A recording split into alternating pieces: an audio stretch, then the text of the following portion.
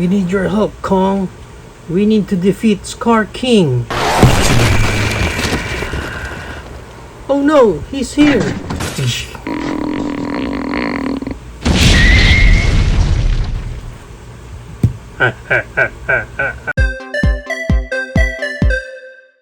And ito nga ang toy na re-review natin for today. This is the Godzilla X Kong, the New Empire Kong with Beast Glove. And pag binili natin siya, ganyang klaseng packaging ang meron siya sa harap and sa likod and at the side and on the other side and on top and at the bottom. Yung. And pag na-unbox natin dito si Kong, meron lang siyang kasamang accessories dito na biomimic Eve. Ito yung spacecraft ng mga humans. Nandyan sila, di ba? Tapos crash sila ng ganyan. Hindi, joke lang.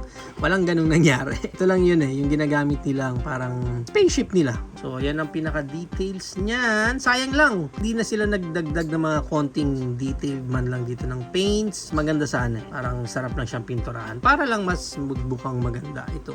Let's move along dito sa ating main figure na si Kong. Check natin yung kanyang details. Face niya, ang ganda. Ganda naman. Ganda yung face niya. Kuha din naman yung dun sa movie na medyo old, balbas na dito ni Kong. Yan. And then yung katawan niya na may mga gas.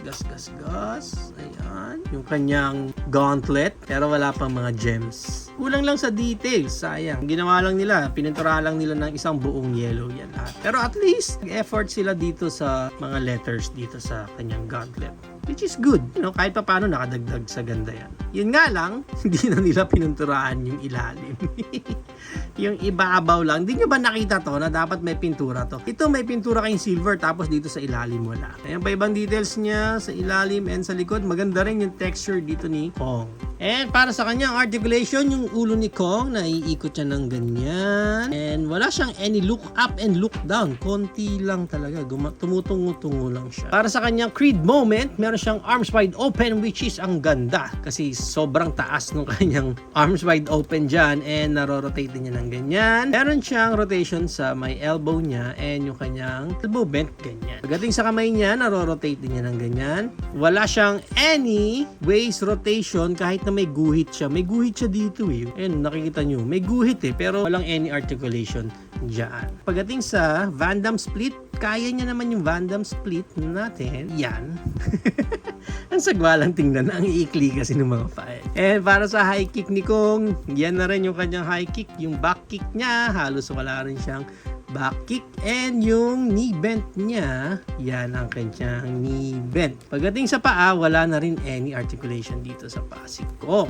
Now, para sa accessories niya, hindi naman to weapon ni Kong Pero kung gusto ninyo na bad trip siya, pwede nyo gamitin ganyan.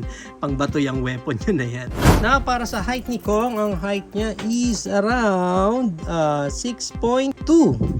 Almost 6.5 inches siya, pero wala pa. Mga 6.2 inches siya.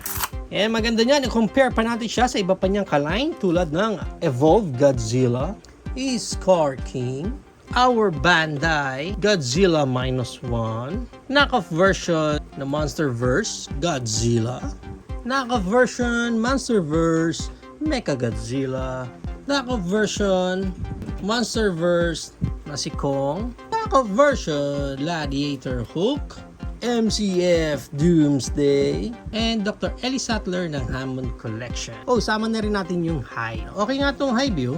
Pag pinagtabi-tabi mo yung mga monster dyan, tapos nag-hover lang siya dyan. O, diba? Ang ganda rin. So, yan ang ating high comparison.